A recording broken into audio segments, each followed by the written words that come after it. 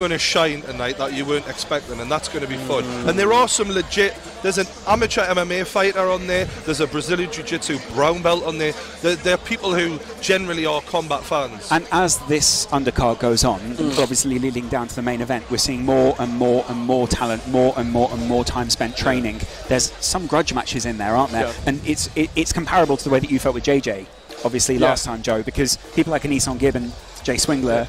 I think, like, naturally what happens, like, even if there's not, I guess, a reason for beef or whatever beforehand, if one guy's saying, I want to beat you, and the other guy's saying, I want to beat you, that's a beef in itself. It sort of mentally creates that competition. So, and obviously, like we're seeing, especially like Anderson Gibb, Jay Swingler, it's making them turn a bit nasty towards each other. That's the dark horse of this event. I feel like that's the one that people...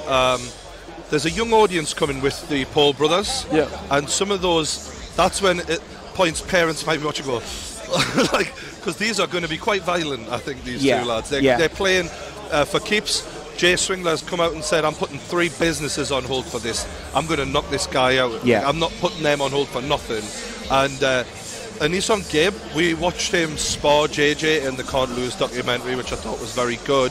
And you see that the lad's relentless. It's non-stop pressure. He's not going to give you time to pick him off. We're going to see someone who's just come into... He's got a black belt in ballroom brawling, this guy, quite honestly. Yeah, and a black belt in other things as well, but not necessarily boxing. Pack openings on FIFA as well. Yeah, exactly. And then obviously looking through that undercard as well, there are some well-known names in there. We're looking at JMX, who was on the undercard last time. He actually had quite an easy fight last time, didn't he? This one we're not expecting to be as easy, but for different reasons. Coach Richard is a 100-metre sprinter.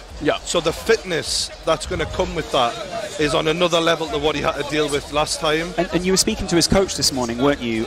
You were speaking to the coach of coach. Yeah. And he was saying he's not had very much time to work with him, but he does still have belief in his fighter. The thing for me is that, like, where JMX has obviously had the last fight, as though admittedly it was easy, he trained for that. He's trained for this one. It is that experience, being comfortable under those sort of circumstances, that I think are so valuable. And I think with obviously Coach Richard only having 1 month to train, he can be fit, he could be in an